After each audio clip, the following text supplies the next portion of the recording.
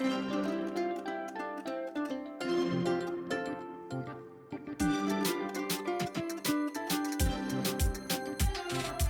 Frank. I'm Jen. And I'm Natalie. Welcome to the Stride Sisters podcast. On today's episode, I am joined by Frank and Jen Cardillo, the sibling duo behind Theme Park Thursday with Dillo's Diz, to talk about their time as Walt Disney World cast members. Frank and Jen had very different but both very interesting roles as cast members during their Blue ID eras. Tune in for nostalgia, khakis, innuendos, and a whole lot of laughs as we explore what it's like to work for the most magical place on Earth. So, lace up your shoes and step into the magic with us.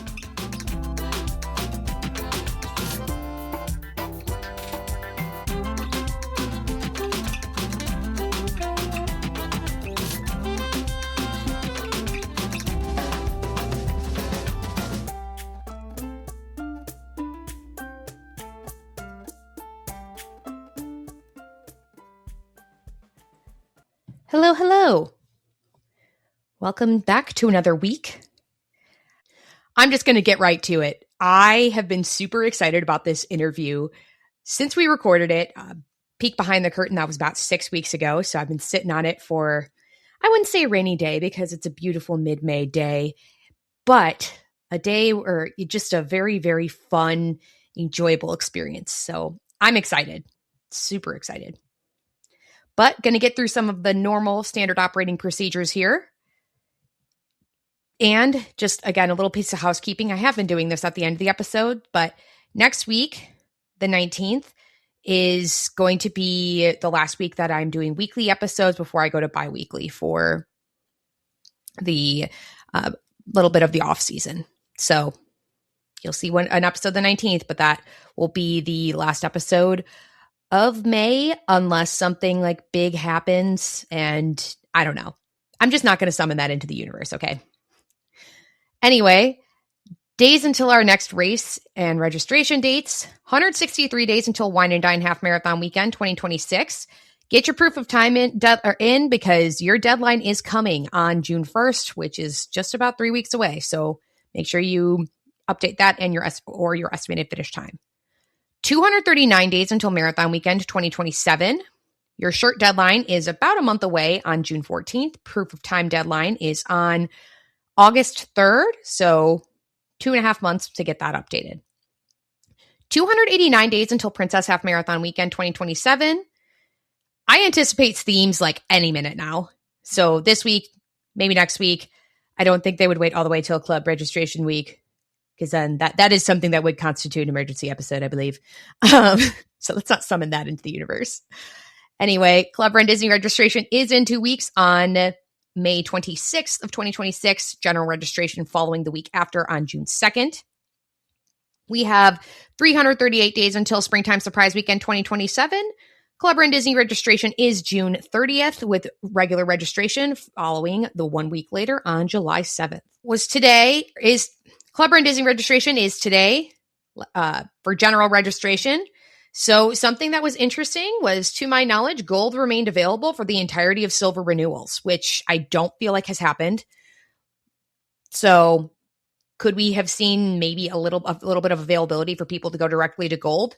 Perhaps. The only reason you can't exactly say yes or no is because it's not clear, right? It's if it's available within your window that you can see when you renew, but it doesn't like pop up on the like regular registration page, if that makes sense, until it's time for the general waiting room to open, right? So that's kind of off of the hearsay, right? Like I knew that Platinum sold out in X amount of minutes because I was actually just camping out on the page and saw when it eventually sold out when I went to renew as a gold member. So I hope you get or got what you wanted, and hopefully nothing too eventful, and we can debrief about that for next week. Hopefully with those princess themes. Going to keep Disney news a little bit brief because the biggest item that I have was that pass holder previews were announced for both Rock and Roller Coaster starring the Muppets and Soarin' Across America. Soarin' Across America is what I'm going to cover first. So May 19th and 20th, so next week on Tuesday and Wednesday, you will be able to do a pass holder preview via joining the standby queue during normal hours. For Rock and Roller Coaster, it's a little more advanced. But for Rock and Roller Coaster, it's going to occur on May 21st, 22nd, and 23rd. So next Thursday, Friday, and Saturday. And it's going to be a virtual queue system that operates 3 times a day for the pass holder previews. So 7 a.m. is going to be for annual pass holders with a theme park reservation for Hollywood Studios that day. 11 a.m. is going to be for annual pass holders with a theme park reservation for any park that day. And 3 p.m. is going to be for annual pass holders with valid admission. So you can't be blocked out, but you don't necessarily have to be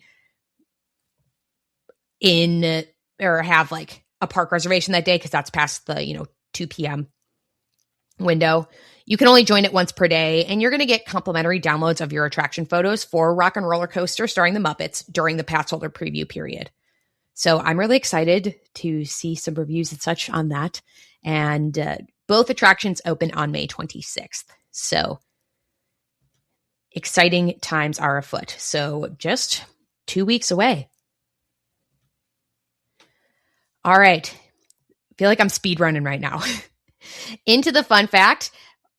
On May 12th of 1934, Winnie the Bear, which was the real-life inspiration for Winnie the Pooh, passes away at the London Zoo at the ripe old age of 20, which apparently is a good lifespan for a bear. She was a female black bear and had been living at the zoo since 1915.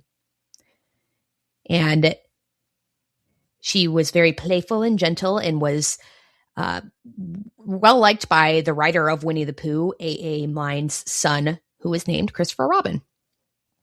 Also on this day in 2017, Happily Ever After, which is a fireworks and projection mapping show, debuts at the Magic Kingdom. 9 years young. Plus that little spurt out in the middle there. Okay. I'm so excited to welcome in the Dillos for this. This was a long time coming. I believe that we had originally talked about we had originally talked and tried to set up time to be on the show in September of 24, if not November. Somewhere around then, where it just kind of kept not working to do spurts of time. And then I just kind of released it to the wild of trying to set dates. And then we just finally found something that worked out, which I was super duper, super excited about. So one editor's note is that Frank and I have clarified since we recorded. We talk about the 96 marathon. It was actually the 97 marathon that went through Hollywood Studios for the first time. Or that is what Frank was referencing because he actually was not working at the studios in 96 because he had another job going on. But I don't know. I stand by what I said when we recorded saying, pretty close. But without further ado, let's welcome the Dillos. So I am joined by 2 potentially familiar voices if you listen to their show. Now, don't make the mistake I did on their first couple monorail crossovers that I listened to because I listened backwards and I thought they were a married couple, not siblings, and then I got really confused. I'm sure you've heard that before. I hope it's not just me. Not as much anymore. Yeah. Yeah, not as much anymore. And I think even sometimes when we have guests who don't know us, then they'll start to realize oh, we're not in the same place. And we're talking about our separate families. Hold on. Okay. And you kind of see their wheels spinning a little bit, but probably a little bit more in the beginning where they weren't sure. Yeah. Makes me feel better. It wasn't just me. So who are you? Allow us to introduce ourselves. I am Frank. I'm one half of Dillo's Diz. I am the older brother. Much older, 7.5 years, which is also, why we would say that a lot is so people, we're 7.5 years apart in age, but then people are still listen, Mrs. Dillo, my wife we're 11 years apart in age. So at the end of the day, it's Is it that much difference? I don't know. But, it is. Yeah, it is. He's ancient. But she is Jen. Oh, hello. Yeah. I'm the other half. I am the much younger sister. Much, much younger. And we do a little thing called Theme Park Thursday with Dillo's Diz every Thursday on your favorite podcatcher. And sometimes we got the video up on YouTube now. Yeah. That's it. That's our introduction. Yeah. Oh. Love to see that, especially as a much younger sister. Actually, not that much younger, it's, to be quite honest with you. But we have a little bit of a unique perspective here. Beyond the whole, the Dillos talk tons about nostalgia. Yeah. That's the bread and butter of the Dillos Diz podcast, to say the least. That's it. Yeah. But they have a different type of nostalgia, I would say, having both actually done what we all want to do deep in our hearts, which is be paid to be at Disney. We did. Mm-hmm. Yeah, I mean, I think what keeps us going, honestly, is that, we grew up going to the parks in the 80s into the 90s. I worked in both Walt Disney World and Universal in the 90s. Jen was there in the 2000s, the mid 2000s, and then we had kids, in the 2010s. So it's like we cover all the decades except the original Walt Disney World decade. Really, the 70s. Right, that's true. Yeah. Okay, there is an elephant in the room, and it's perhaps the baby elephant we don't save from the poachers anymore. Oh. Before we get into former cast membering, can you please explain the AK thing? Oh, the AK hater that we are not? Is that what you mean? We're walking it back? Well, let's get all the way back. Never. You want it, Jen, or you want me to? You take that one. When we started the podcast, when we started doing Theme Park Thursday, I had started a podcast called The Improviser's Guide podcast that I just wanted to talk about all the things that we usually tangent on the podcast now. So I was doing one thing on Mondays and one thing on Tuesdays, and I do an interview on Tuesdays, but Thursdays I convinced Jen to do Theme Park Thursday. And so that every Thursday that would drop in the Improviser's Guide podcast. And about 3 months in was the Animal Kingdom's anniversary, whatever. I think it was the 20th. It was the 20th year of the Animal Kingdom. And we were like, we'll do an Animal Kingdom episode on this week, and it'll be easy. We'll just talk about the Animal Kingdom celebrating 20 years. And as we're going, like in real time, as we're recording the podcast, we both kind of realized that each of us are not really, we're not great admirers of the Animal Kingdom.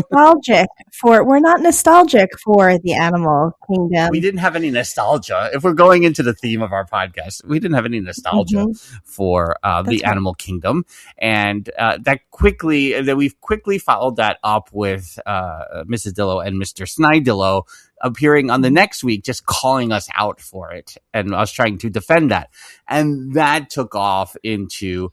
Even I think predating the cargo short phenomenon of 2019 was the AK haters of 2018.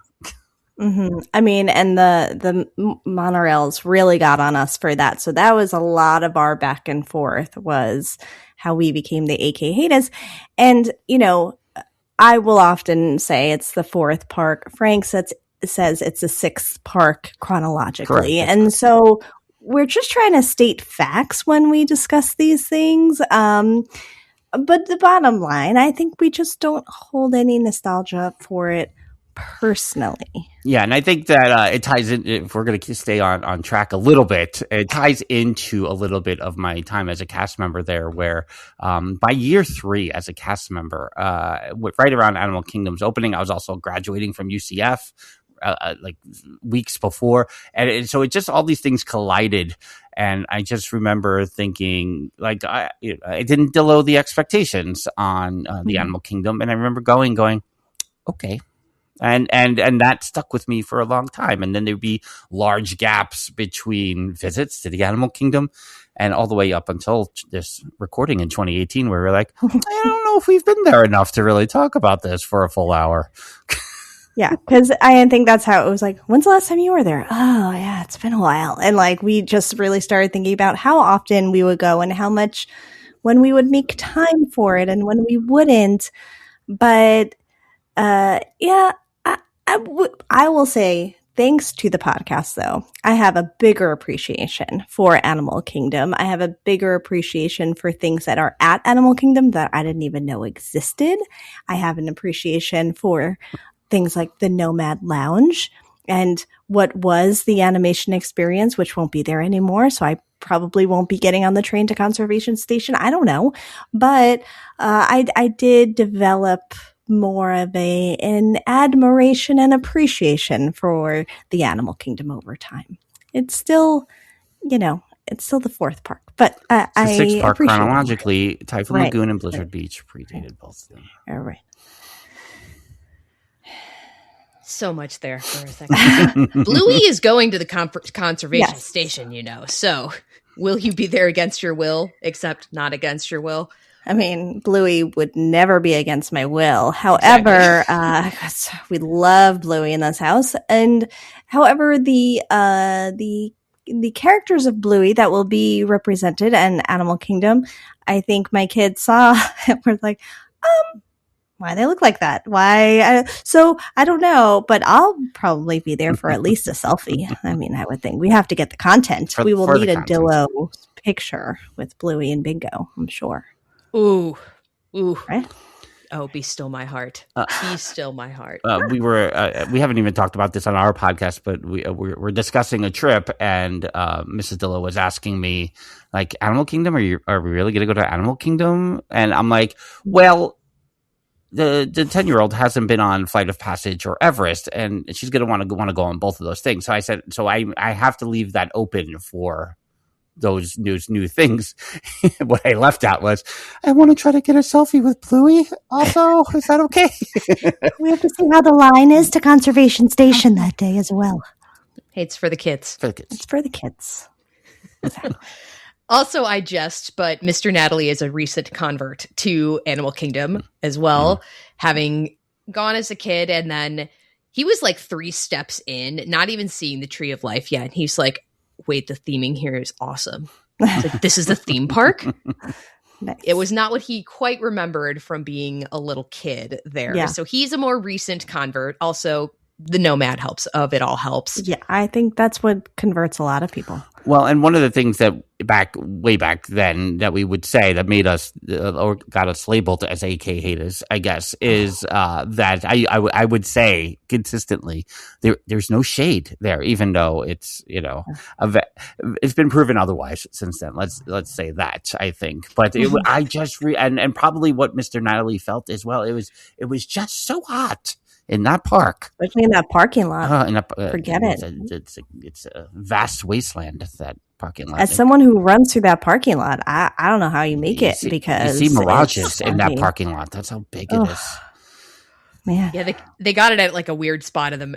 Here's the thing: if we're talking parking lots, it's the TTC parking lot that is where dreams go to die. Oh, that's fair. Not even the Blizzard Beach parking lot anymore. Yeah. I think the TTC one's worse. Yeah, that's fair. It's a fair assessment, because that's what, like, the last of your sun or your shade to. Yeah, you welcome almost the trip to near the waste treatment plant on Bear Island Road, because it's like, this is the end of the shade. Yes, right.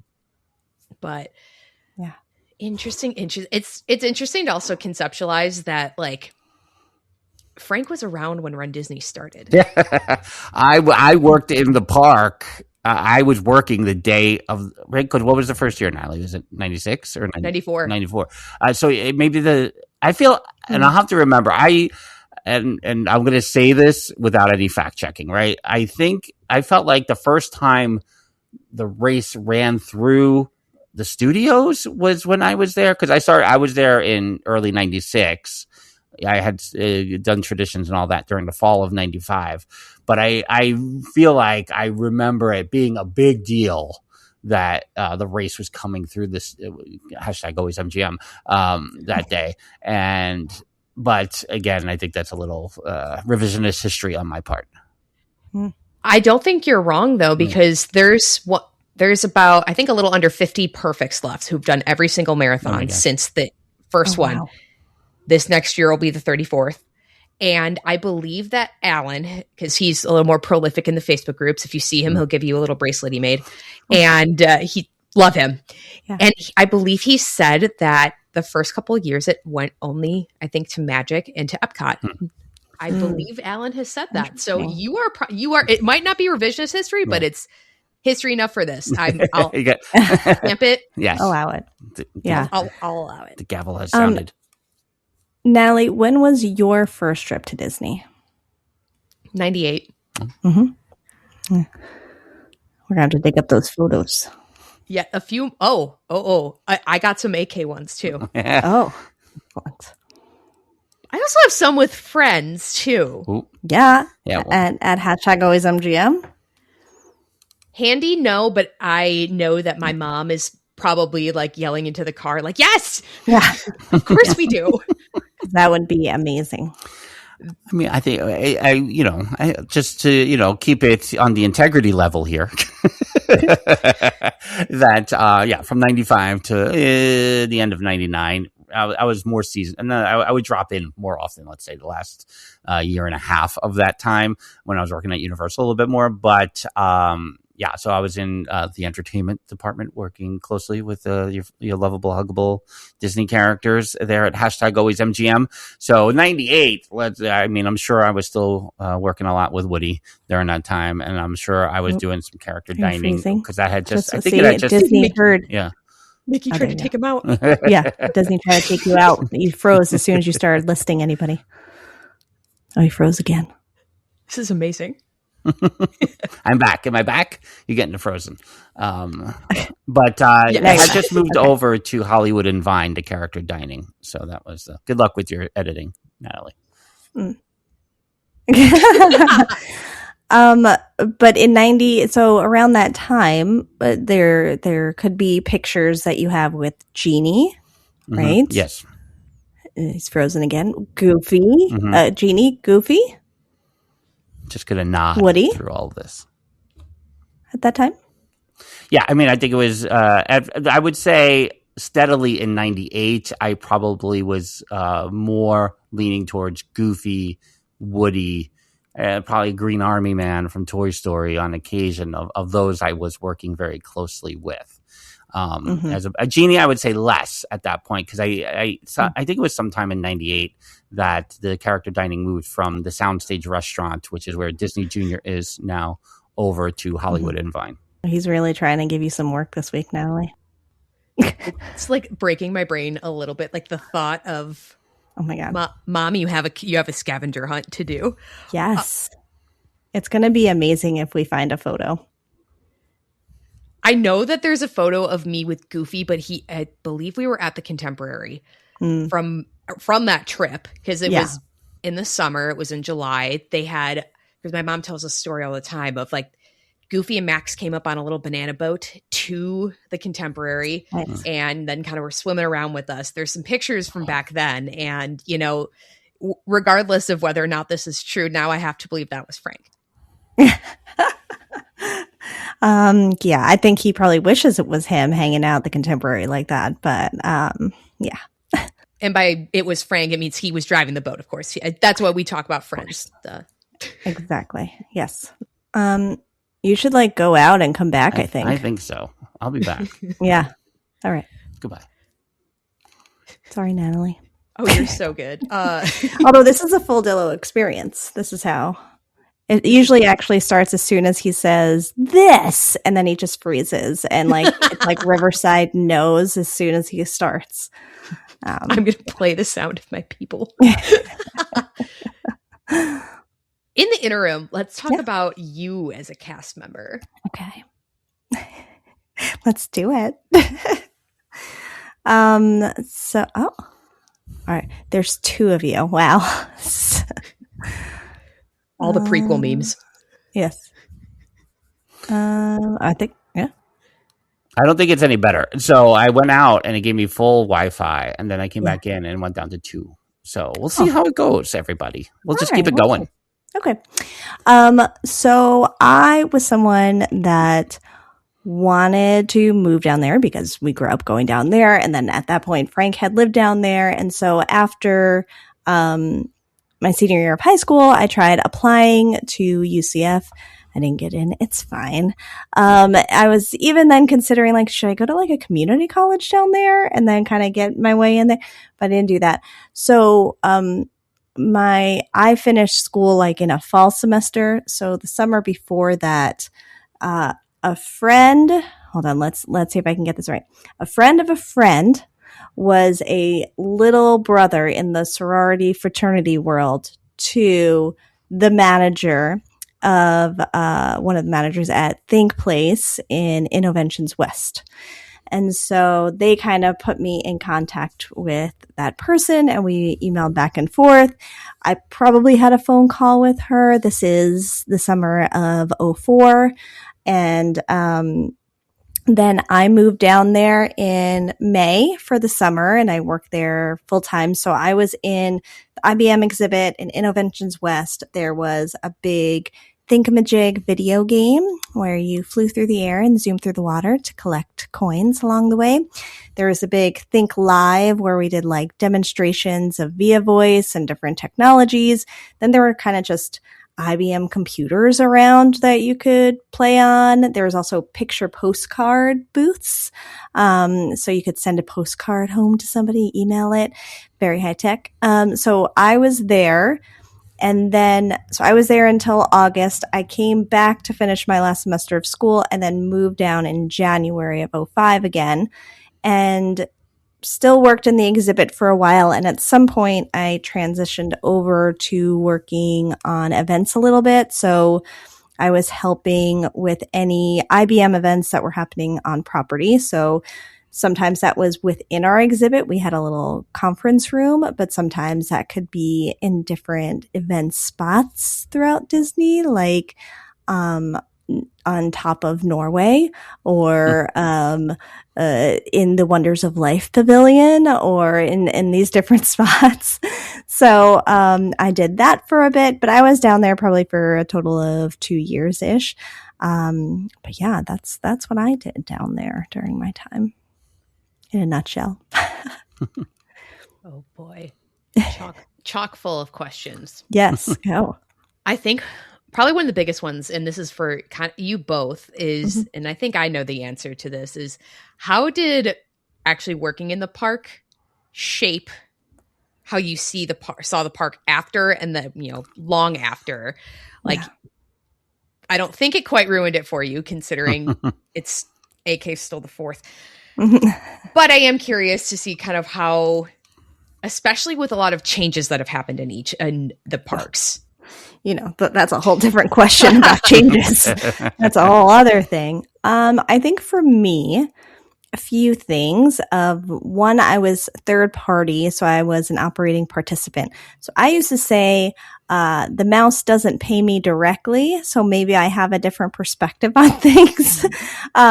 So there was a little bit of a difference there. Not much, but I think I was also there for only 2 years, where it was like this good amount of time where there were things about the day-to-day job that at times annoyed me, which if you look back with older eyes, you're like, well, that was ridiculous. What was I mad at?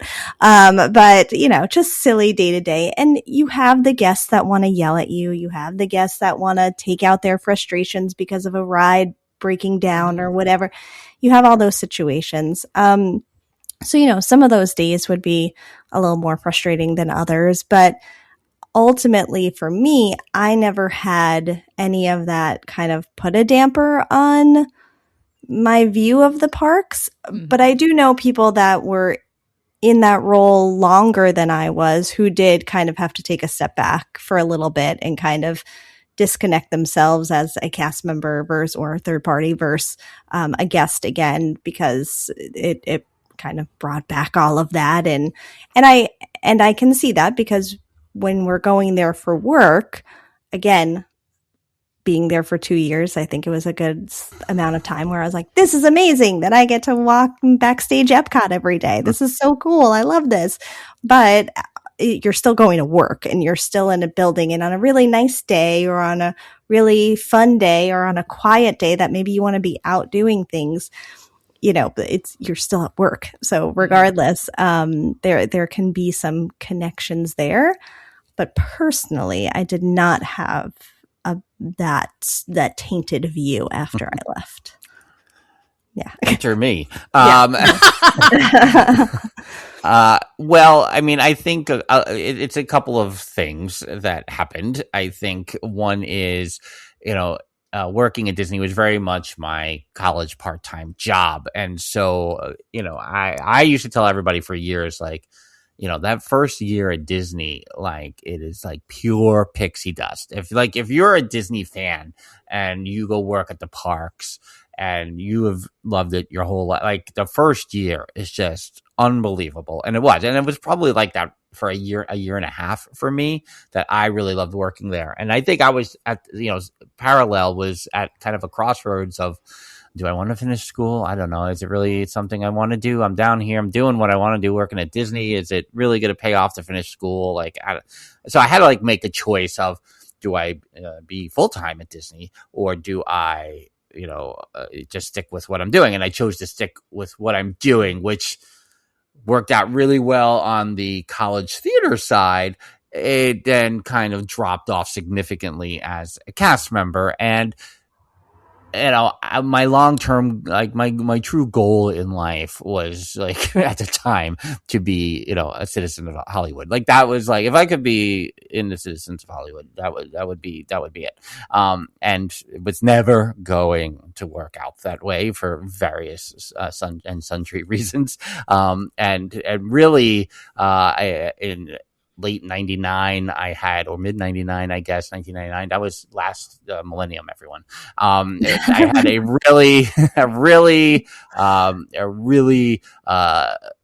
traumatizing audition for the ESPN club on the boardwalk. And that kind of really was like, now I got to get out of this state. So for a while, many years, I saw that time in Florida kind of as a failure. So going to the parks after that, it was still going to Disney, but it didn't have the same feeling.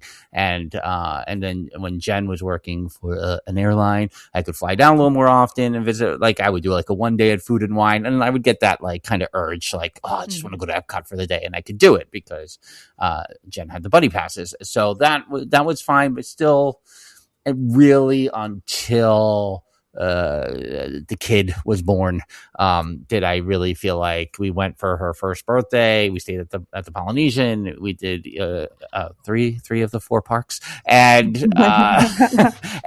and I was like, okay, I think I'm back. I think I'm here again, of where I was before, and that really that made the difference. But that was a 16-year journey or so there to get there. There's things I want to dive into, but I am not a therapist, so I'm going to maybe just scoot away from there. No, you can dive. We take the dive. You can bring the dive on. We're here for it. I guess, did you feel, you said you primarily were in studios, at least toward the end.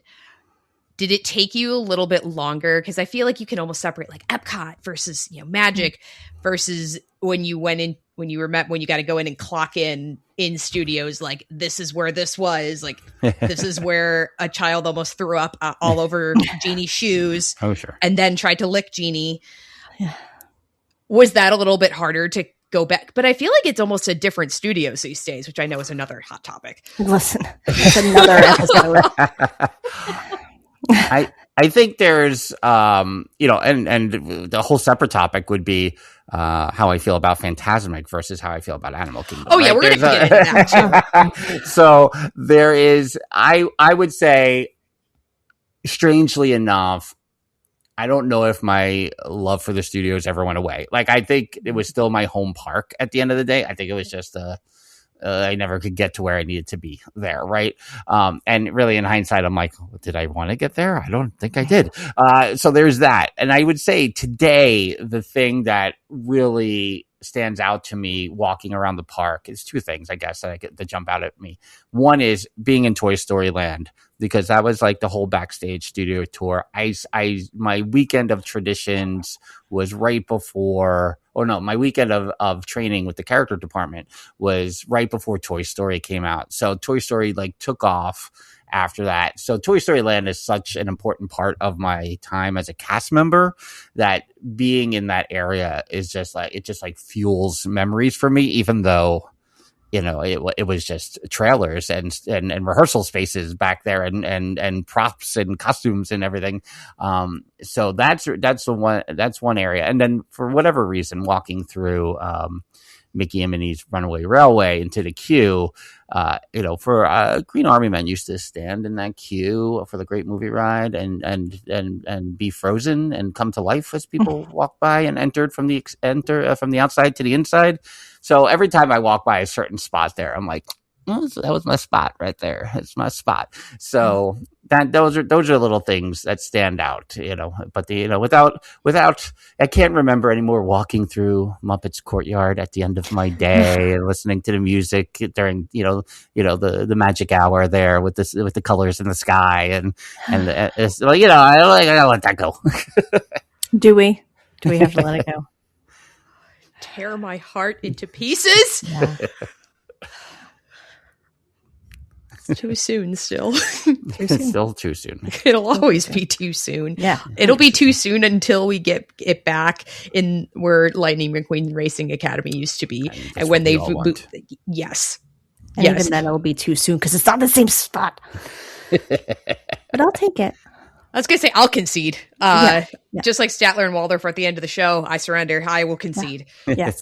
Yes. Even just hearing that they're going to use the animatronics in the Rock and Roller Coaster pre-show for the penguins is like making me right, all tingly and happy. Yeah.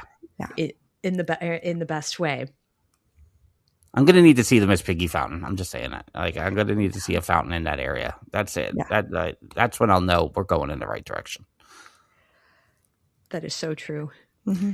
I have to believe every clickbait thing I've seen about how they're preserving everything. I do actually believe it, but I also part of me, like, it's one of those, like, you have to believe in it. Yes. You have to just a little bit to like get yourself past some of the uncomfy feelings. Like, you got to believe that it's all being preserved as pristinely as they, I've been in those warehouses back behind Magic Kingdom. I have to believe that there's an entire Muppet Vision 3D one and everything is like, it's high security. Like, you need to have, your hair taken just in case you damage anything so they know it's you to get in there.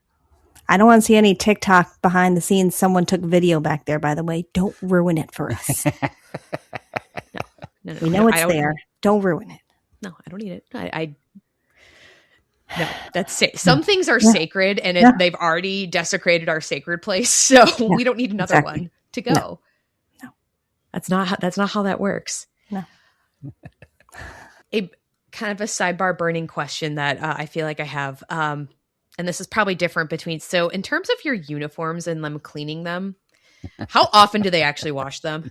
Jen, I've never even heard you talk about your uniform / costume before. That's because we're third party. So, yeah. Our uniforms were so whatever that Disney security didn't believe I was a cast member half the time if I was walking backstage. Because we had, for a while, we just had khakis. I mean, it's not something you would wear to a theme park, but still, they were khakis and then a black polo shirt that said, IBM Think Place on it. And so that just looked, I think we tucked it in, but, once we were walking out of the park, we were untucking our shirts. Oh, yeah. But security would definitely be like, and we'd be like, yeah, here's our ID. Like, what is like?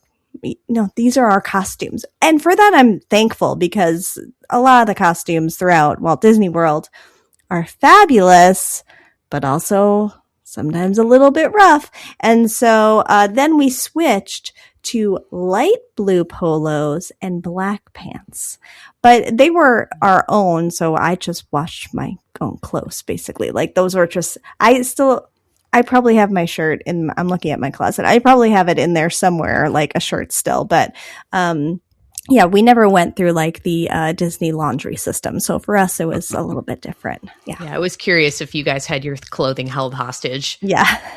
I mean, this is funny. Like, I'm like, wow, I've never talked about this on our podcast before. But we had what are now called basics, because they, that is what is a nicer term. So we had basics, and they each had a barcode on them. So if you were out for 7 sets, let's say 7 shifts in a day, you might want 7 sets of shirt and shorts basics that I would wear, and it varied. Did you need all 7? Sometimes you weren't sweating, sometimes you were sweating, over sweating in August months. Yeah. And so in the beginning, you get the clothes at the beginning of the day. You would put them in a little sack. You'd carry them across the park. And at the end of the day, you would return them and scan in the clothes. And then you would just get 7 more the next day. Over time, I got a little tired of that. And a little skivats with that. Like, I wasn't, I was just like, I just want my own clothes.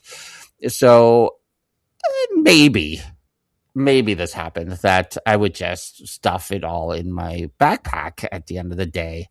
And especially once I had a washer dryer in my apartment, that then I would just not even walk out of the cast member exit. I would just walk down Hollywood Boulevard and out of the front of the park at the end of the day. So maybe that happened. Things you can't get away with now, probably, but back then, that's what I did every day. And even on occasion, did I wear my own black gym shorts underneath my clothes because I was more comfortable with that? Sure. But yeah, and I will say, after my final shift at the end of 1999, that sack of basics were in sitting in a spare bedroom closet in Ocala, Florida, for many years, and to this day, the only thing I haven't scanned back in is a coat. Peacoat. Hashtag always MGM Peacoat. I don't know how I ended up with it. I don't think it's even mine. I don't think I scanned it out. I think it just, I don't know. They're still looking for you. You're gonna get that call, and it's gonna be like, just so you know. Yeah. We listened to the podcast. We want the coat back. I'm gonna need you to reinstate my seasonal ID for a year for that. I know it's. Let me tell you something. I give you this coat, you give me an ID again. How about that? How about that? Blue for blue. Exactly. We can make that work. We can do it. I had never thought about what friends. I guess you don't think about your friends' undergarments, but I never thought about what exactly in it, because you are supposed to wear under. What? God, I feel so weird saying like what's in Woody's pants. Oh my God, there could have been a better way to save that. Well, phrasing. Sure. But I never thought about. Yeah. Yeah. And we used to say, what do you have this week? Oh, I have a 5-day Woody week this week. Right. I have a 5-day Buzz. Yeah. Just working with Buzz.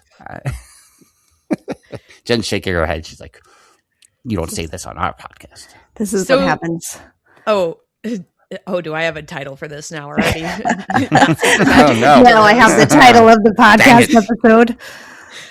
So did it tend to be that you would have a 5-day Woody, or like would you be Woody Buzz, Green Martin? I'm just for me Woody exclusively. Okay. So just based on our similarities. And so that would be, and that was, I remember working with Jeannie for 9 days straight. So that can, and there's good and bad in that. There's good and bad in the consistency of I'm working with the same situation for 9 days in a row, rather than going from one day here, then one day to the next, and then one day. There's a lot of cleaning and sanitizing involved in those situations as well, whether we're talking from the performer side or the children's side of things, and what's getting on the characters all day long. So there's just a lot that you want to try to avoid, and with varying degrees of success. I'm really skirting around a lot today with the integrity.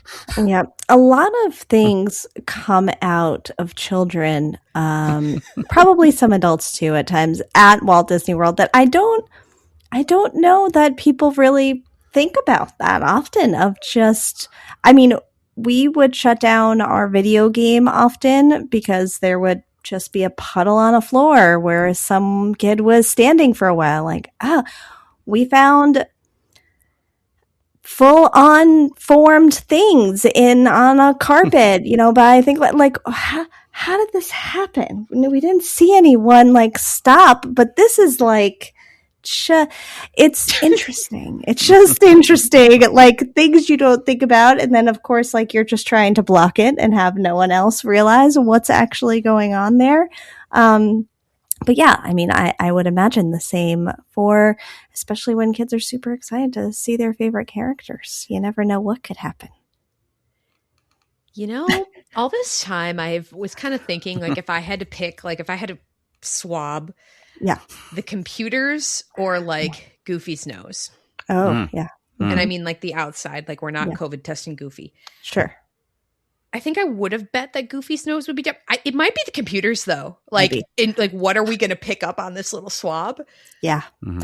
We had like a playground area and there were these big flowers, but on it was a computer screen and it was all touch screen for kids to play. Oh yeah. Wiping those down at the end of the day, I don't know, but it didn't feel smooth. And every day you're just like having to like really scrub off of whatever it is. But it's like, man, it's those screens for sure you could swab. And like, I don't even know what would come up. You need to write a blog like the textures of inventions. It's like yeah. Next bracket is going to be yeah, exactly. different textures I touched in there you go. Oh man. Yeah, interesting. Ooh, that is fascinating. Now, did either of you ever, if you're, Jen, you were mostly at Epcot and you were like a friend of a cast member, right? Yeah. As an the guests, I was a cast member. They didn't know any different, but yeah. But and then Frank, you were primarily in studios. Were there any other parks you did get to work in, depending on the events that you had, Jen or Frank? Or were you studios? No, I know there was one specific time I went. My biggest regret of my entire time as a cast member that I never went to pick up an overtime shift to be in Spectral Magic. Like that is, I love Spectral Magic so much, but you would be so exhausted at the end of the day sometimes. But they always would write on the board like, "Here's the shifts available to pick up at Spectro," and be like, to go all the way over to the Kingdom, and then you got to take the tram to get into the Utilidor to get. And never mind that, like, I never did it before, so there's like the fear of the unknown. But all of those things combined with the exhaustion of the day, like I never did it. And I was like, how did I never participate in a Disney nighttime parade at the Magic Kingdom? What is wrong with me? So that is like the one thing that I beat myself up on. We were over at the Kingdom. I mean, there's only one time. I want to say it's a couple of times, but I only can think of one time, which was we did a 25th anniversary photo shoot in front of the Main Street train station. I was working with Woody, and so they had like every character, like, and all out. Still haven't seen a full photo of this ever from anyone. I'm like, where are the people with this photo? I don't know.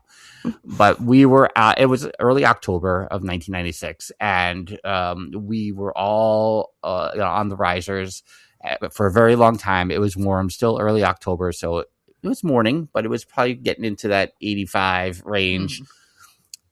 They had, I'm just saying that maybe Tigger had an issue with like the heat, and Tigger was in front of Woody there, and Pocahontas was next to Tigger, and Pocahontas is like, Tigger, are you okay? Tigger, are you okay? And the next thing you know, they took Tigger out at like 4 people, like just like and Tigger was gone from the picture. But he was bouncing back by Cinderella's castle by the time everybody got back inside the park. It was amazing. But that is like one time that was like, oh, like again, it was that early pixie dust stage. I was about 10 months into my work there. So you're like, I'm participating in this 25th anniversary photo. Everything is great. Everyone's going crazy here at the Magic Kingdom. So that was like everything at that time. And really, even with that, I was like, oh, I'm going to pick up shifts all over the place all the time. It was exhausting work. And so I was like, oh, or I could go home and go to sleep. That's also good.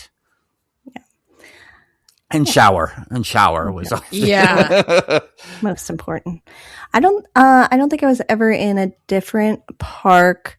I think I did maybe one event at the Contemporary one time, but otherwise I didn't bounce around. There was an opportunity that Disney had where they were like, you can submit to try to do a different role for a day. And it was like more of a contest thing. Like not everyone was going to get to do it. Mm-hmm. And they allowed us to participate, which was so nice of them. And I said I wanted to do VIP tours during Super Soap Weekend. I didn't get picked, and that's fine. Whatever. What's Super Soap Weekend? Super Soap Weekend was an amazing time.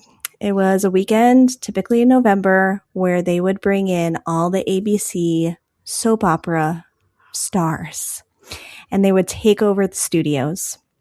And so there would be paneled. It was basically a big con in Hollywood studios. # always MGM. And so they would have stages set up. So they would be panel discussions. In Superstar Television, you could kind of act with them at times. Then there were a ton of just meet and greets set up that you could wait online, get a photo, get an autograph, all things. And it was fantastic. As someone who loves soap operas and loved Disney, it was a fantastic combination. And so to be a VIP tour guide during that time meant you could like stay with one of the stars all day and escort them all around the park. I can't believe I didn't get picked for that, but that's fine. That's fine. Man, I'll get you any Mickey bar you want. That's right. That's right. If you could bring back like a Super Soap Weekend. Yeah. But any kind of, it doesn't have to necessarily be soaps. It could be, I don't know, some genre of television or film or something like, what would you do? I mean, I would absolutely bring back Super Soap Weekend, even though most of the soap operas aren't on anymore, but that's fine. And we're going to bring it back anyway. But that's a good question. Going to bring it back on the back of Ryan Gosling once he goes to visit this Days of Our Lives set. It's been a big deal that he's going to go visit. So let's get the ball rolling. Let's bring all the soaps back. I mean, I think there needs to be like an MMC always in the club reunion weekend thing with all the Mickey Mouse Club people. Yes, obviously. Oh, wow. Yeah, I think that would be good.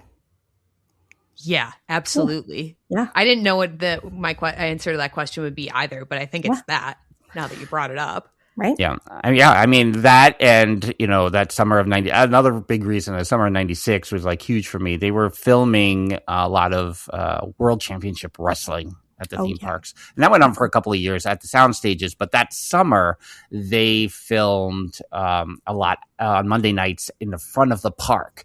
And so and it was becoming a very big deal because Hulk Hogan had just become a bad guy in wrestling terms. And no comment on anything else. We're only speaking about wrestling. It's just he was the All-American hero for 12 years, and he had become a villain in wrestling. He became a heel, as they call it in wrestling terms. So it had really taken off, and so everything was happening on Monday nights there because they didn't have any access to television equipment because they were based out of Atlanta and the Olympics were going on. So they went down to Disney to do the extra television work because they had the working studio. So that was a really big deal. And you had wrestlers walking around the parks all summer. I took a very, very, very hard chop. I made from Big Papa Pump, Scott Steiner. At one point he chopped Genie. Here's the thing. I'm not going to say what he did, but what he did to the genie was this. The genie was walking to the soundstage restaurant, and Big Papa Pump, Scott Steiner, his brother, Rick, Lex Luger, and Macho Man Randy Savage were all walking from there was a commissary for employees along the way. And they all come out, and they were all like, "Oh, hey, the genie!" And they were like, "Oh," and they were all, "Look at all the muscles on the genie," and going like, "Oh, you think you can?" And Scott Steiner, who was, I think, a troublemaker, and still is probably. He was like, "Oh, you think you can take me on? You think you can?" And he hauled back and chopped the genie across the chest, and the genie's chest, caved in to the point that he had to try to keep his head on because the rush of air that came from the chest, and the genie, he can turn into whatever he wants, so it helps that way. It's awesome and terrifying to witness all at the same time. I mean, I think it was probably one of the best and worst moments of your life. It was like the greatest day of my life up to that point. It's like the freeze frame as like trying to keep the head on. Like, yeah, you might be wondering how I got into this situation. Yeah, exactly. Yep, that's me. And we got Scott Steiner to do a cameo and retell the story like 5 years ago, which was hilarious. From his how much does he really remember? And it's funny because he's calling Genie Aladdin, and I'm like, well, all right, but whatever. I mean, however it's gonna go. Policy. We have strange stories, Natalie. I know. Yeah, I love them though. Yeah. I love them. I'm trying to figure out how it's a delicate way to ask this question. Oh. What is your best near miss with magic story? I guess near misses with something almost going, or Mickey will come in, or Mickey would have come in and probably beat you. Oh. I mean, while he thinks, because it might be more of a him question, since I didn't work for him directly, so I could do whatever I want. Just kidding. But for me, I personally tried to maintain my own magic as much as possible. So I didn't like going through the utilidors to the basement area and the tunnels, because I was like, no, I don't want to see anything down there that's going to ruin my magic. And so I would often, because, you're supposed to use the bathrooms backstage or down there or whatever. Sometimes I would take my name tag off and go in the guest bathroom, whatever. But then I found this other one that I didn't have to go down there. But then in our building, they did the Visa Chase photo area that they do.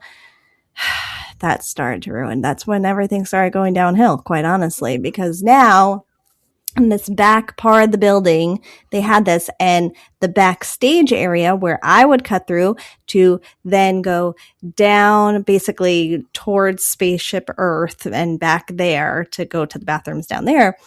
To go out there was also everybody's break area. And I don't need to see my magic ruined by people hanging out back there and missing parts of their bodies, but having some other parts still there. So they, and maybe doing things that they shouldn't be doing. And I don't need, this is all sounding worse than it was. But sometimes if you're having a smoke break, I don't need to see that, as you're without a head, but the rest of you is there. I don't need to see that. And it's ruining my And so that was exactly what I was imagining, though. Mickey eating a sandwich, right? And that's not how you would imagine Mickey eating a sandwich, right? Exactly. And so a lot of the times they would kind of go to the left, so I would sort of be nope, and just try to keep my eyes. Oh, I mean, I saw some things, but it's probably what the beginning of the end of why I had to move to New York, back to New York, was because I started seeing too much then.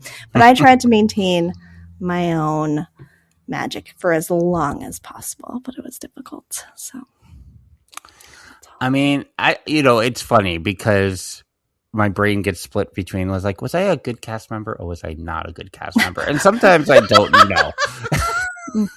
Because there's some things. Was I good? There's some things I'm like, oh man, I don't want to jerk I was sometimes, but like that, and again, not in my brain, in my self-judgmental brain, where I'm like, I could have been a better cast member. But and also at what age? 22. I mean, how old were you? Yeah, also right. like, I mean, right. Yeah, young and foolish, but also, as I'm talking here for the past 45 minutes, like I'm trying to stay as close to the integrity line as possible at the same time.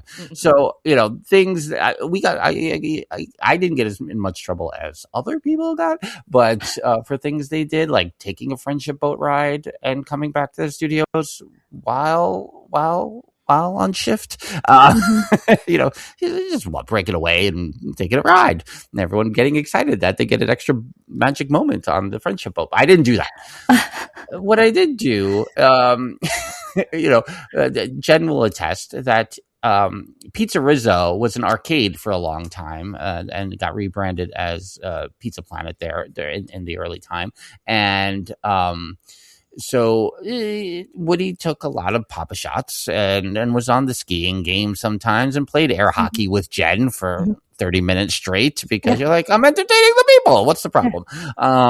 And participating with this girl who is so much younger than me, and she wanted to play air hockey. So what am I supposed to do? Say no? People are going to listen to their podcast someday and think they're married.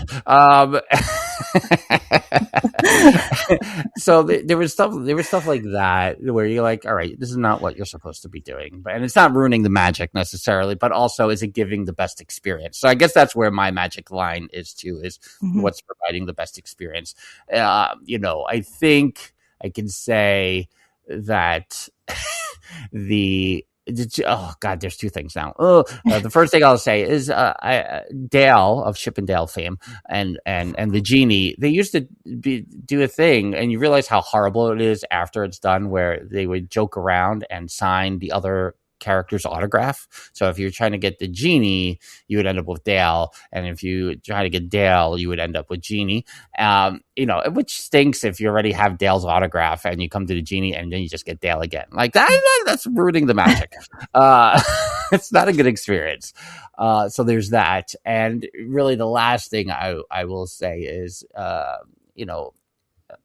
I don't know in the Disney Junior thing how they mask everything now. There used to be this big staircase in the restaurant, and I don't know if it's still there with the stage setup. But and in the early days, you would go up at the end of your character dining experience and have a picture with whichever prince and princess was there. But the staircase would go up to the catwalk bar, which is now connected to Club 33 and all that stuff. So Aladdin convinced the genie one day to get one of the really large serving trays and take them to the top of the staircase and pull a Kevin McAllister and sled down the big staircase and into the middle of the restaurant. So Genie was like, I'm the genie, I can do anything. And so go to the top, and it's kind of like let's lean back and go. And so boom, take off down the sled, the big curly toed shoes, the whole thing. And everyone's going crazy in the restaurant, and right into the middle aisle, Genie pops up, arms out, taking it all in, arms out, pants down on the genie. The pants go down and quickly right back up. And so that, I mean, for someone, for the genie who also was told the Macarena to Under the Sea from The Little Mermaid is banned in the restaurant, that seems a little bit higher, pulling up the pants. Yeah.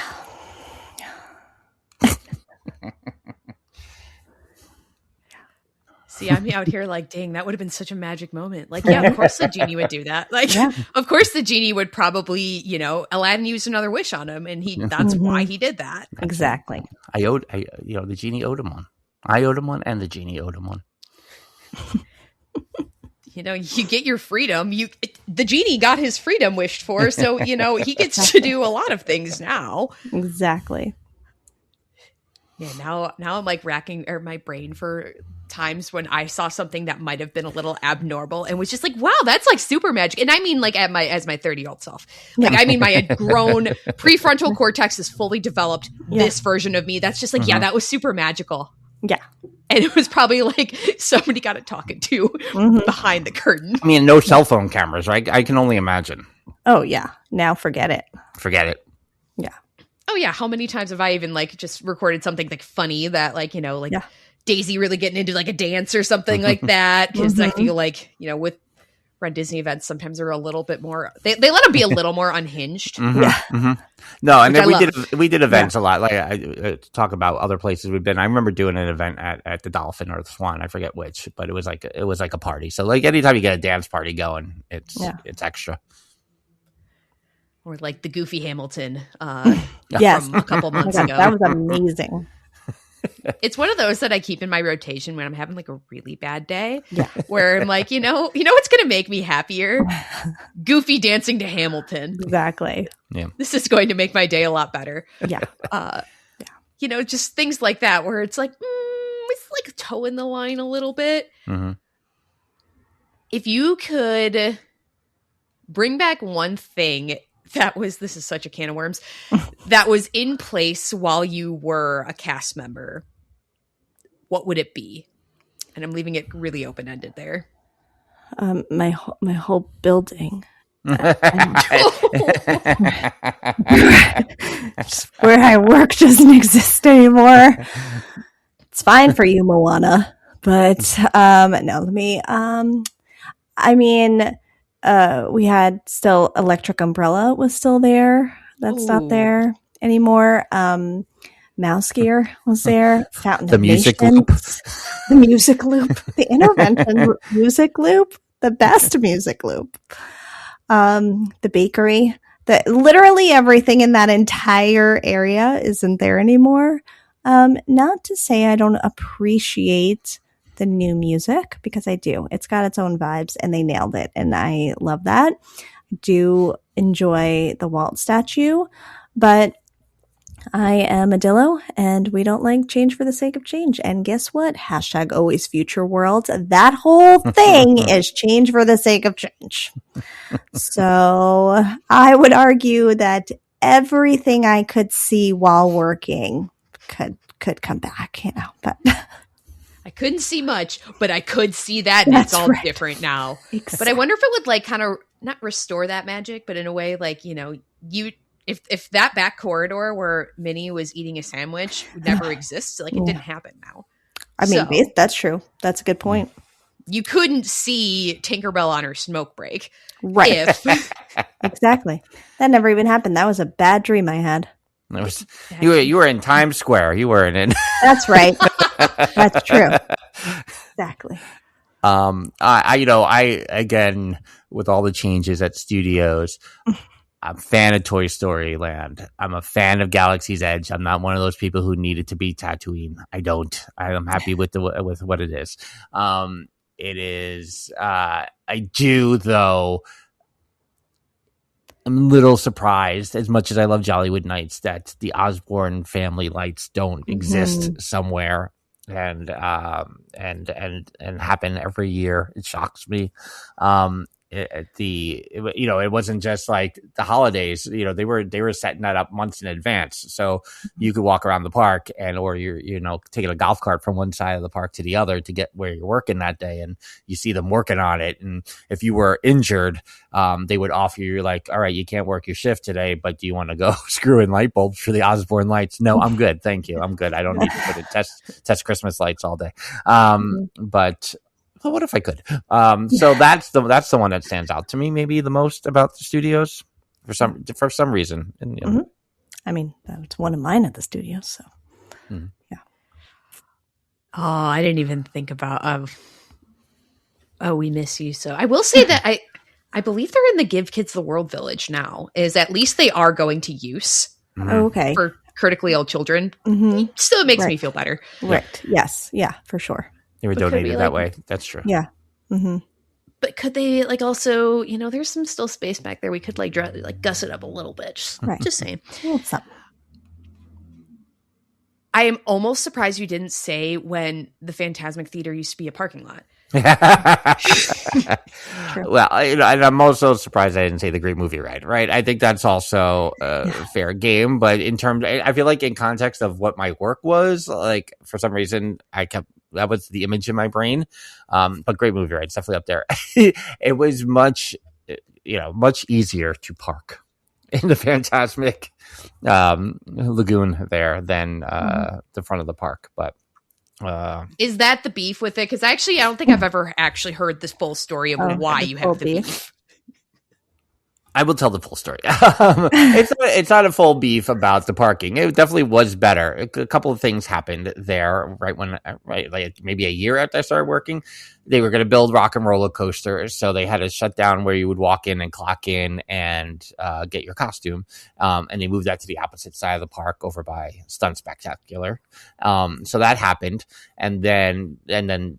So the Rock and Roller Coaster was getting built there, and then the parking lot went away. And which really the best part about the parking lot where Fantasmic is if you were running late, rather than trying to leg it out to where Rock and Roller Coaster was, you could sneak behind Tower of Terror and clock in there, so you weren't clocking in late. So that was always like a little trick, like, oh, I'm not going to make it with the 2 minutes I have left. I'm just going to clock in over at Tower of Terror.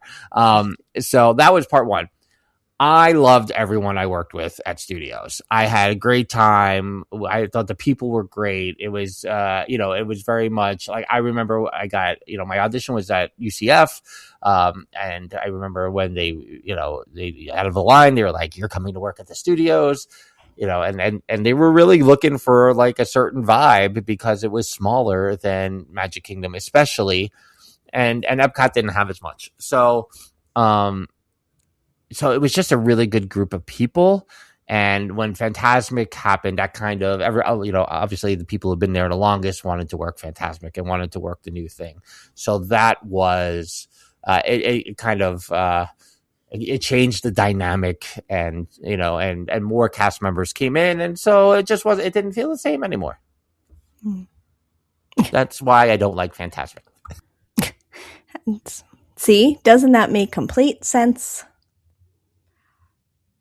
It makes more sense than I thought it would. Okay, all right. Okay. Of like a big vibe shift, and such. Although I am interested, and this might be just a touch on the integrity line, but did they ever try to make you work it? No, or did you just go? I don't know. I'm never working it. I think one was wasn't interested in working. I had worked nights a lot my first summer there because they tried to make the character breakfast go all day. So I worked a lot of nights, and I liked work. I love Disney at night. I love the parks at night. I got to see Sorcery in the Sky every night practically for most of the summer. So that was awesome. But I didn't really want to work nights consistently. So that was, I would say that is definitely part of it. And the other part of it was I don't want to sound like, there's still bitterness about it, but really when I chose to go and finish school over becoming a full-time cast member in the entertainment department, I felt like I never got the offer again. And so, and even a couple of times, like, I'm available to do this now. I'm graduating. It never really came. And I felt like because I turned it down once, it like, you're never getting it again. So for that, I was, and especially, with Fantasmic, and it was just part of it too. I wasn't going to be in the Voyage of Little Mermaid show because I my baseball playing days could not flip a dolphin. So my shoulder was like incapable of turning a dolphin puppet over. So I was never going to be in, I bombed that audition. So I wasn't going to do that. So I was going to end up doing the same thing a lot. So, and it just, and meet and greets were changing. It was going from more roaming characters to a queue too. So it just, everything was changing at that time. But so was I. I was out of college and trying to figure out my life. So it all collided. It all intersected in that way. That is interesting. That wasn't actually something I even thought to ask of. because I didn't know exactly. I've always known really kind of cued characters, except when I'm out on the left coast. And then all of a sudden, you could just be walking next to Merida on your way somewhere because it's like she's going to the grocery store with how things are. Right. You could just be existing in the same plane as them. It's like, oh, sup. Right. Totally. So were you part of, roaming versus?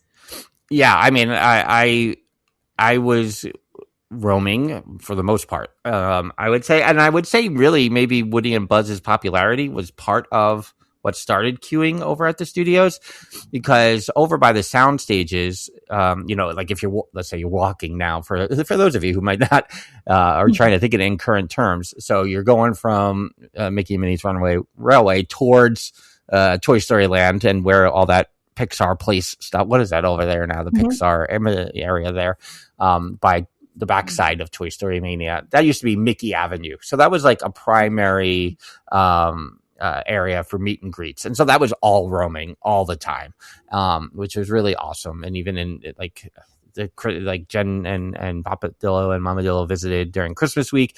I did in the same week, I think I worked with Big Bad Wolf. I worked with Launchpad. I worked with Genie. Like it was just, it was like a constant array of characters that week. The people just pounding on the Big Bad Wolf during that week was insane. Trying to take his pants off. Trying to take the Big Bad Wolf's pants off, putting their hand into his mouth, and just, this is what you get when you put your hand. It's just this claw on this gaping black veil. So that area, like, that was my introduction to characters besides character dining. It's basically that avenue and character dining. And then, they kept trying to find where to put Woody and Buzz a lot. And they weren't, I think they're still not great at signing autographs. So they have the stampers sometimes, I think, still to this day. So then they had to have podiums with the stamper. And so then it became like, all right, you step up, put your thing on and get the stamp. So I felt like in some ways it organically, started going towards more queued areas in the studios. Fascinating. I never worked at Disney, so I feel it, but I was in a character costume once. I was an eagle from my park district, and I have no qualms about saying that. Holy crap, can you not see out of that thing? I had to be, and I was I was given the instructions, do not get this thing wet, but I was at a pool because I worked at a pool, and I was at the guard games where I was at an unfamiliar pool trying to waddle around this big old eagle and not fall into the pool and do the one thing my boss told me not to do, which was do not get this thing wet. So I had to be held around like a little, I had to be carted around by other people so I didn't almost fall in the pool.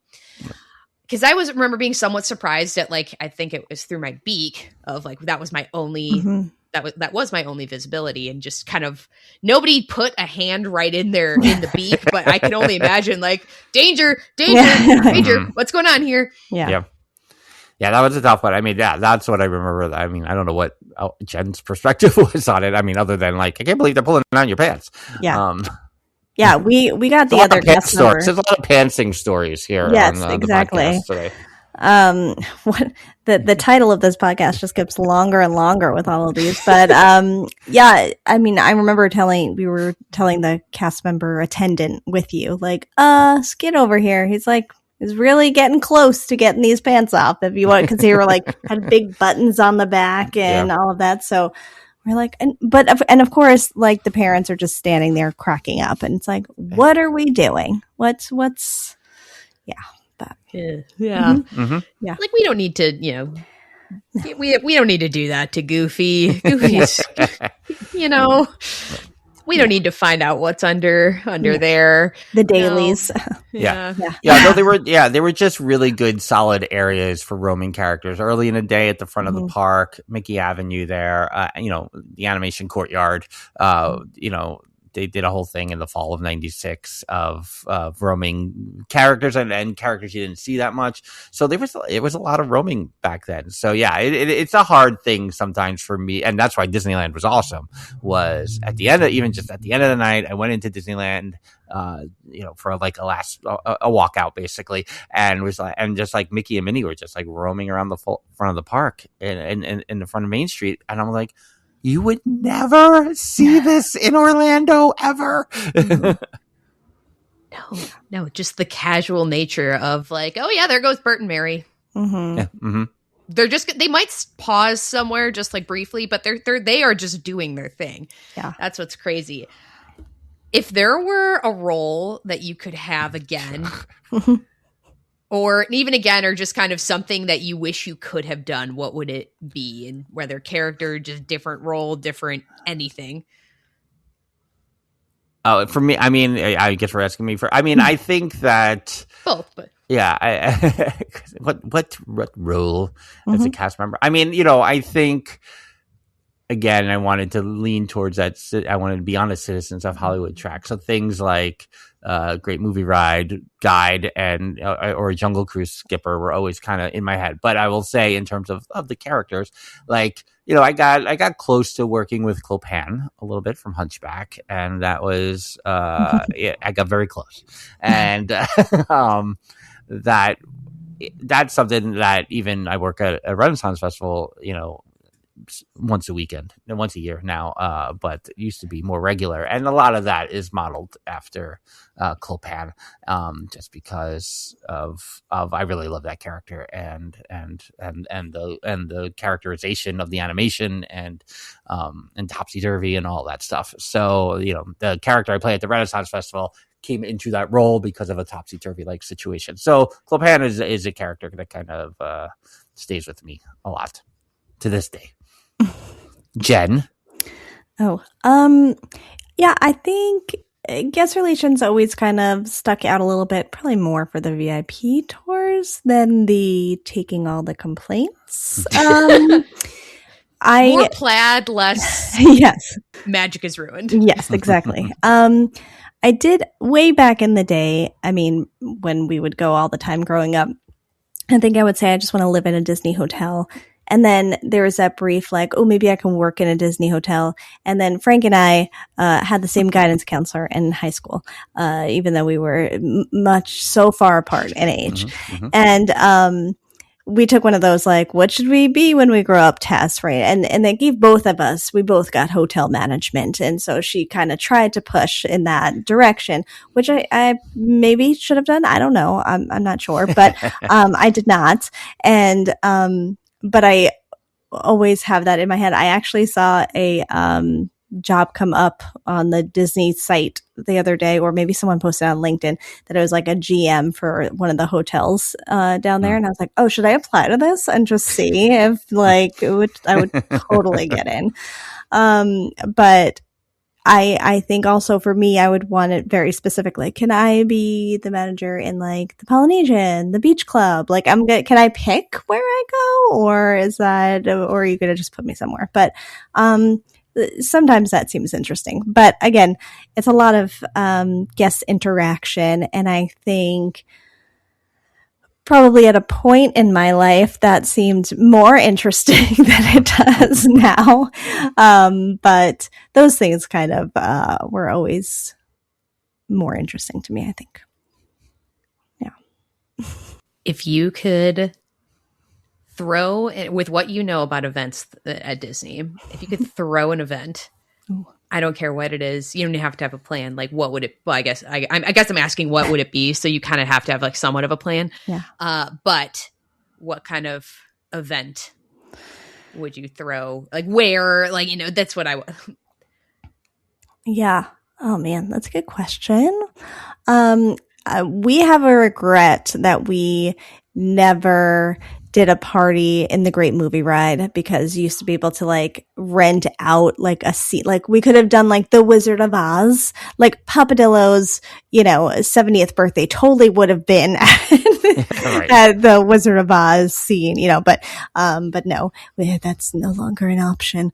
But that would have been, I think, very cool to just be in that building and have an event in there. I'm going to name all the places that don't exist anymore. New York Street probably would have been really great. But let me think. I mean, I'm all for doing more events in Epcot. I feel like, all right, I've been to those. And I also then, when I worked for the airline, I then went to Disney for events. So I also went to Epcot as like a guest at an event.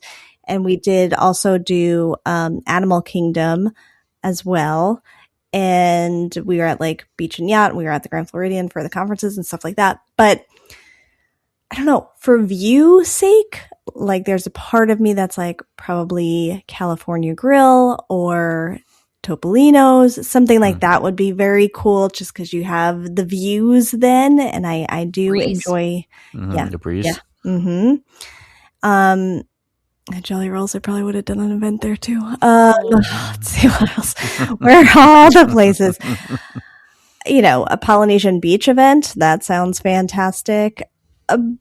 It's the thing about Disney events is that they're pretty pricey. And anything, and that used to be as we would all talk about the logistics of the events on property, people would want these grand events in Disney and be like, my budget is $10,000. It's like, well, here's some coffee. I don't know what you think you're going to get in Disney for that. But, so, probably to do something really fantastic would cost some, but it would be cool. And now I'm going to think of a million more of these. So once this episode drops, I'll just be commenting on the socials with all of my ideas that I think about between now and then, I think. But yeah.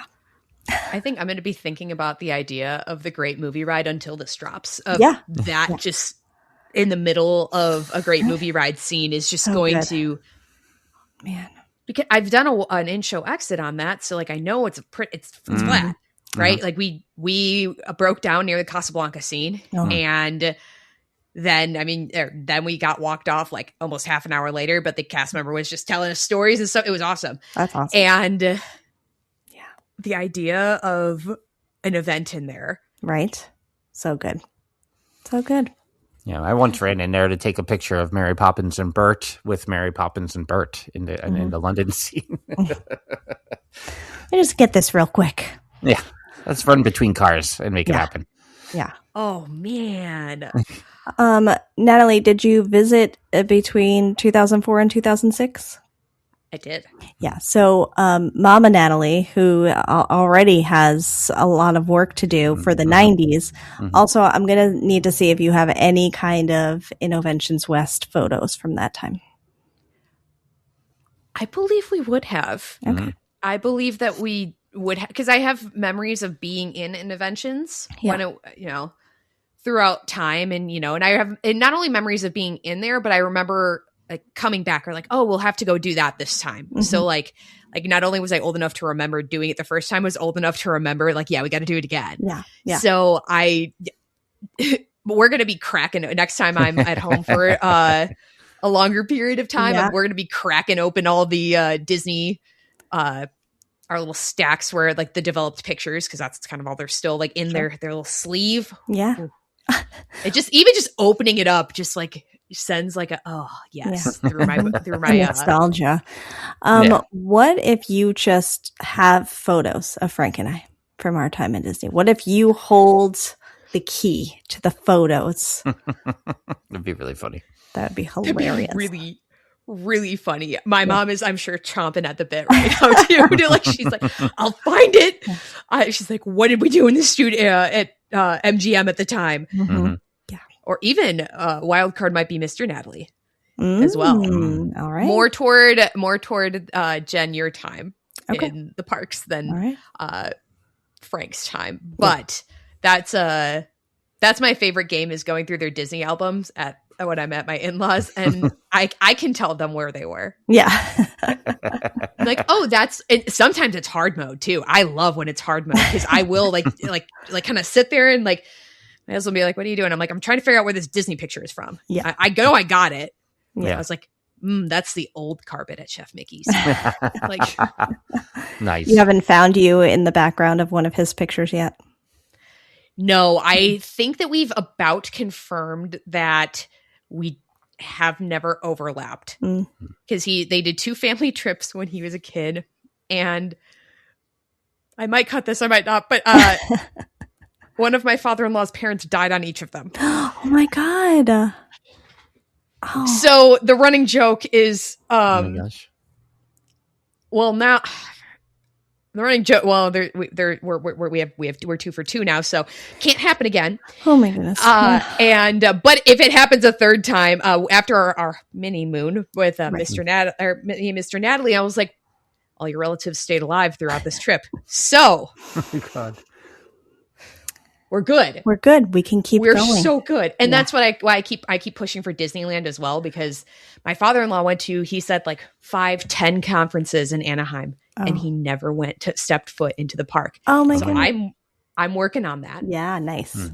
That'll be good. I'm working on that really hard to try to, because he thinks it would be cool. Yeah. But because my husband was like, they're kind of cursed. Yeah. And I was like, not that coast. We're both the Florida ones. There's all the rules, all the workarounds. Exactly. We just, but again, I'm also somebody where RIP Captain's Grill, because I got sick. Actually, it's not, it doesn't, I mean, okay. It had nothing.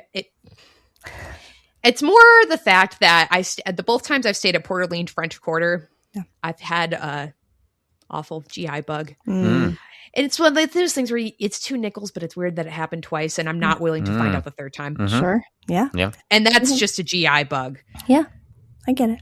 That's just a GI bug. That's not the other. Sure. Mm-hmm. Yeah. Spooky. Shoot, there was something else I thought of during that small tangent about my husband's traumas. Yeah. Who's not here to defend me. That would be one of the times he's on the other side of the wall going, who are you telling? Who are you telling these stories to? Yeah.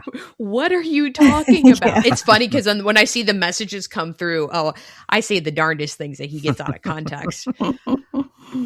But yes, I will have to look through the albums. Yeah. I mean, first of all, there's never a bad time for me to look through the old Disney albums. Yeah. No. And especially, it's kind of funny because my mom and I go quite a bit. And then my brothers will pop in from here and there. But even my younger brother hadn't been since pre-Toy Story Land, pre-Pandora, but he came in last fall. And just like his face, he's like, oh, this is right. And like a hit right in the nostalgia bubble of everything. But he's like, but also this stuff is so cool. He was floored by a lot of the thing I think that actually floored him the most was he's like, wait, they put the characters in other costumes because we went to Not So Scary. I was like, he's like, Pooh Bear's a bee. It's the cutest thing. He's like, do they have more of that? I'm like, here, buddy, we're gonna get you into Run Disney one of these days. Yeah, there you go.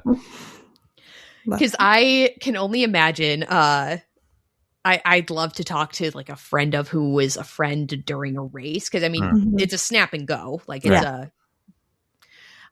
Mother Gothel did make fun of me in February, which made me really happy. She's like, "Oh, a Rapunzel." I loved it. I ate it up. What about that? Those 2 crows eating the Rapunzel hair animatronic. Have you seen that video yet? Have you seen in Tokyo? I think it's one of the Tokyo parks that there's an animatronic Rapunzel that it's in the window, and 2 crows were eating the hair, so they had to remove. Oh my God! So check that out as a tangent. Absolutely. Man, I kept the animatronics for the Miles Madness to the US parks because I thought Tokyo would smoke everybody. Right. So I had to make it a fair fight for, our dirty foot pirate over here. And because I can only imagine with, Yeah, because what do you do? Like, can I get it in there? I mean, can you? I see. Oh. Oh my God. Traumatizing. Wow. That was a good chunk of hair too. That wasn't even like a. It's like that's some good nesting they're working on there. Oh yeah, they totally just took it. Okay, so if this were the U.S. theme parks, probably I feel like somebody would try to find their nest and be like authentic Rapunzel hair. Oh 100%. yeah, just already like on Splash eBay. Mountain water. Yeah, exactly. Nobody For wants sure. that, by the way. Nobody wants that. No, I actually no. I'm good. No. Do I still have my Ziploc baggie from Disneyland from like 2019 that they gave you to put your phone in? Absolutely, do I have? But that's for me. Sure. Yeah. That's for me. That's not for anybody else. Yeah. Also, I probably kind of like you can only barely see like zippity doo on there. That's for the memes. That's for my knowledge. Of course. Yeah. Any other last tangent? Now, Jen, since the last time that you were on our podcast, Natalie, Jen has medals from a virtual event that I thought we should. I do not, but Jen does. Yes. Funny you say that. I have them right here in this drawer. Oh. And she said drawer, right? So. Oh, what did I say? No, I said you said it right. I can't say that word ever. Oh. Drawer. Nice. I was gonna say is it more of a drawer? This one. Oh, that we're looking at the Jungle Cruise one. Oh, I love that. I actually haven't seen these in person. That's a little that, right? Oh, cool. yeah. Do I have them all in here? Yeah, I think this. Oh, this was the Pirates of the Caribbean. Oops, sorry. And that's ASMR. Yeah. Oh, I like it. turns. Yeah. Mm-hmm. Listen, this whole box came, and I was like, "This is why everyone runs. This is amazing." It's like the Mega Mind. The presentation. Yeah. Oh, that's a good one. Big Thunder. They're good size. Oh, can you see? Yeah, the light. Oh, it still turns on. Yeah. Light on and off there. And let me see. I was gonna see it. And then I think this was like the big finale one here. Oh, there you go. Oh, Happily Ever After. Nice. And then I have like the little, like the pin for, it's like the little pin. Oh, it's so cute. And I have the ears somewhere. I don't know where they are right now, but yeah. I mean, it's a pretty good package. I'm going to have to do one of those sometime. Listen. They just announced this year's summer series. By the time you hear this, it was announced a while ago, but the challenge is an extremely goofy movie. Oh. It's Pocahontas, Cusco, Emperor's New Groove, and Hercules. Interesting. Mid to late 90s wheelhouse. Really, they leaned in. Yeah. Mm-hmm. Now, how much closer are we to eventually getting you on the Run Disney wagon? Listen, we were close to having our next meetup during the Run Disney weekend in January. Marathon, yeah. And I was like, wait, what are the dates of this? My 9-year-old will be turning 10 pretty much that day. And will probably, if she does theater again next year, which she did this year, which will probably fall on that day as well. I can't go to this. So that kind of put the damper on that. So I would say we're back to square one. I mean, I feel like Jen's medals there are a step, and I probably also need to take a step. But yeah, I mean, I think I there could be a path to it. We're not again, but getting to that weekend, I think is fair. A journey.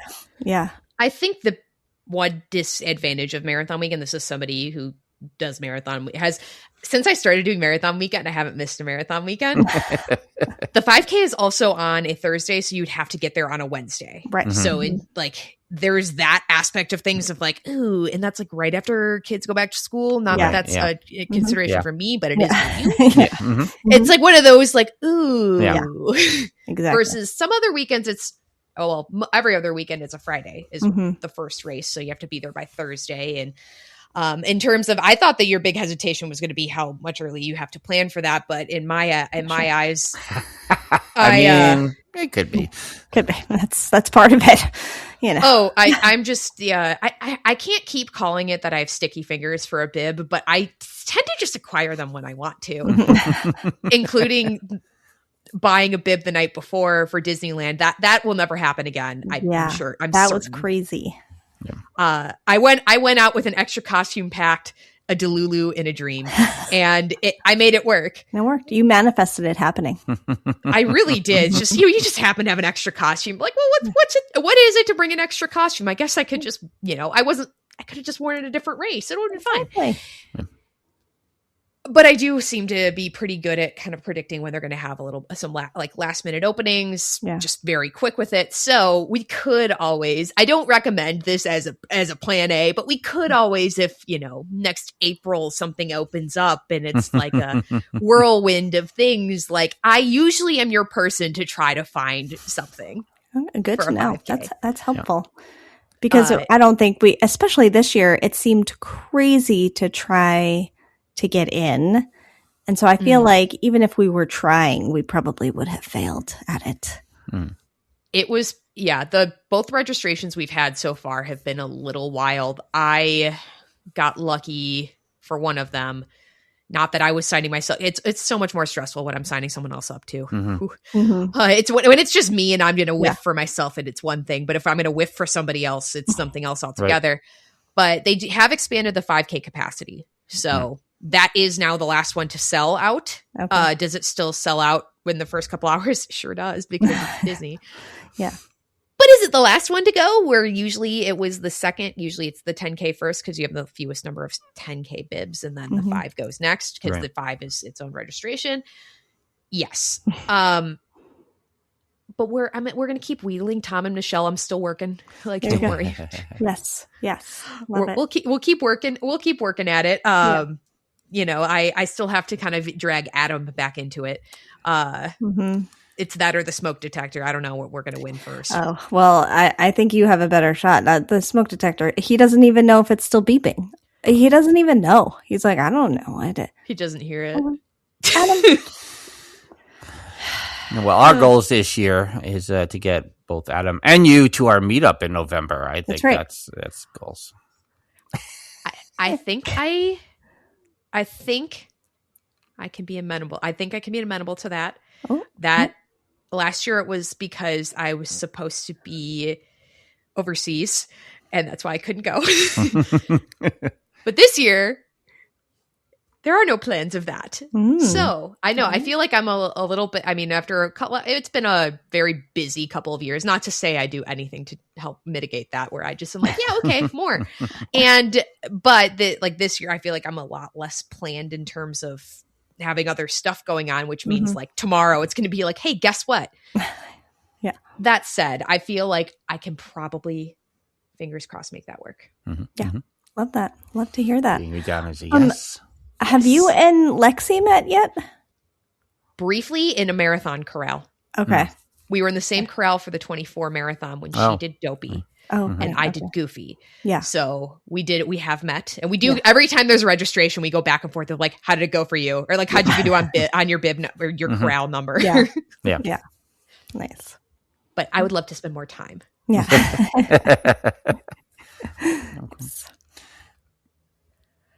I think that's an episode. So where can the good people find you? Jen, you gotta am I you me you. Yeah. I feel like I'm feeling out of practice on this, but we're Dillo's Diz, Dillo's with an S, Diz with a Z. We are on all the social media places, on the X Twitter, on the Facebooks, on the what else is there? Instas, and the TikToks at Dillo's Diz. Check us out there. You can subscribe to our YouTube channel. That is, we're like a YouTube partner, so that helps us out too. We've been dropping the video versions of our podcast there consistently every week. this year in 2026 on Thursdays. That's because we host a podcast called Theme Park Thursday with Dillo's Diz. And that is a nostalgia based. We don't like change. We're warming up to the Animal Kingdom podcast. And you can check us out there. We have a Patreon at dillosdizresort.com as well. You can join for $1 a month. We have a Discord. You can join for free. We have a Dillo's Pop server where we talk about TV shows we're watching, movies we're seeing, things like that as well. That's also new this year in 2026. So all the things and all the places. dillosdiz.com is the one-stop shop. You did it. You did it. Boom. Love the plugs. Thank you again to Frank and Jen for that absolutely spectacular conversation. I had so much fun, and this has been one of the most fun episodes to edit because I just kept laughing and laughing and laughing just at all the things that we talked about. And I will have to do it again soon. Absolutely. If you enjoy listening to the show, please leave a review and a 5-star rating. I love reading your reviews out loud. You might even be featured on a future podcast episode. There is a community spotlight on the Instagram at Stride Sisters Podcast. If you want to be featured for a Metal Monday, Finish Line Friday, or any accomplishment you want to celebrate, send a picture via the social media platforms or the email. And to continue the fun, join the Facebook page. All the ways to connect can be found in the show notes. Thanks for listening. Until the next adventure, wishing you endless miles of magic and memories. See you next time.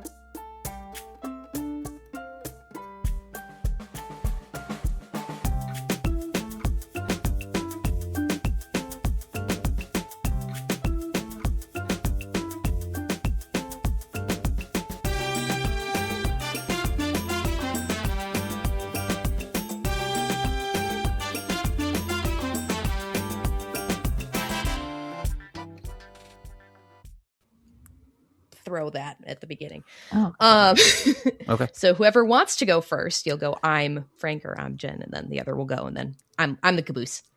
Okay, I'm going to go first because I hear a trash truck coming, so I'm going to say it. Okay.